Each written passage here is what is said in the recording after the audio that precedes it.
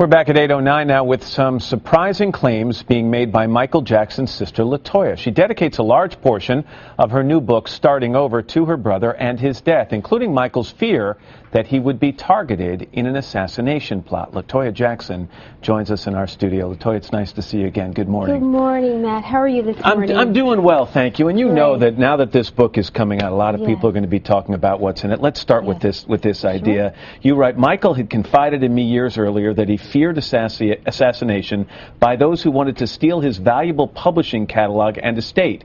You also quote Michael as saying, I'm even afraid to walk around in my own yard because I'm afraid they're going to kill me. I could never perform again because I know they're going to kill me. Do you know who he was referring to? Yes, actually he told me exactly who he was referring to. He was terrified. He was terrified of the fact that he had this catalog and he knew that they wanted it. You have to remember this catalog was generating... Catalog of music. A catalog of music, I should say, which was his publishing, which he owned over, I think it was 750,000 songs just alone. So he owned everybody's publishing. Who did he think wanted to kill him to gain control of that catalog? Well, everybody that surrounded that was involved in that, and he would speak about it.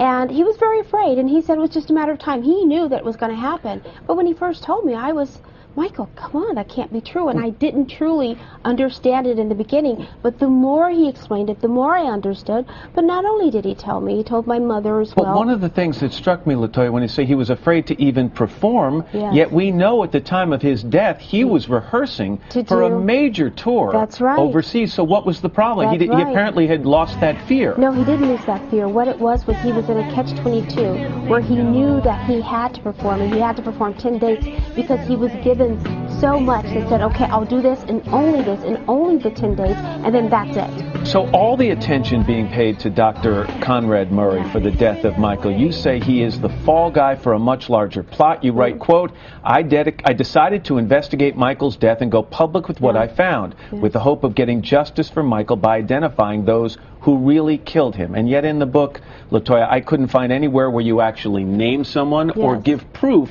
of anyone actually killing Michael. But when you read the book and you read between the lines and you understand, you will know what exactly Michael led you to that, to what was going to happen. Well, lead me to it. What happened then? But when you read the book, you understand it completely. Once you read it, you will definitely understand it. And I have to say that I was not there when he was actually murdered. However... But you do believe that it was not Dr. Conrad Murray responsible for his death, that someone actually murdered your brother? I believe that Dr. Murray was definitely the fall guy, and I think that they need to investigate this a bit more. Go deeper into it. This idea of yours and this belief of yours has put you at odds with other family members. Well, not at odds. Well, but you write in the book how the family always came together, for example, at the trial of Michael back, earlier in 2003, but for some reason they are not quite on the same page with you in terms of investigating this. No, the majority of them are. In the beginning, it was like, oh no, but he's passed. Let's let him lie to rest and let it be. You can't not let that be because he has children. They need to understand. They need to know what happened. They want to know what happened to their father.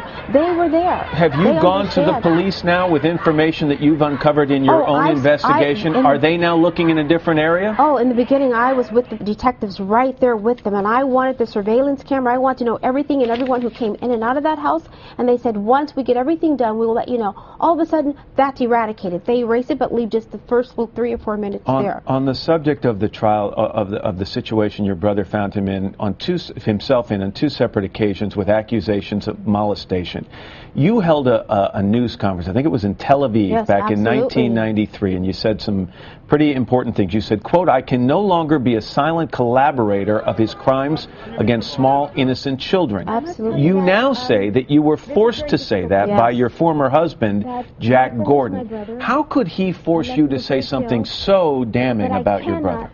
Matt, when you're in a relationship where you're being abused and you're very controlling, he controlled everything I did, everything that went on in my life. He was working with a group of people that were working with my brother at the time, which, in fact, I didn't know. I wasn't privy to that. I wasn't privy to watch television. I knew nothing was going on.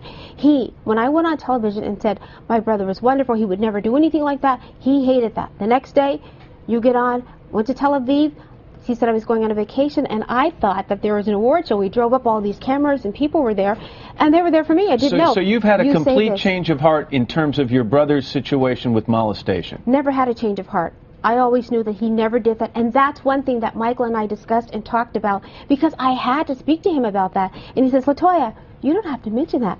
I know you. I know your heart. I know you would never say anything.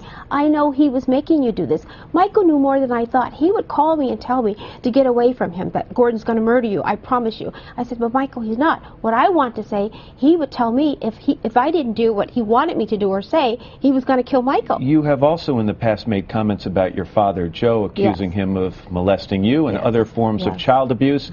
And now you say, quote, no other man, alive or dead, has done anything like what Joseph did for his family, and I thank him for that.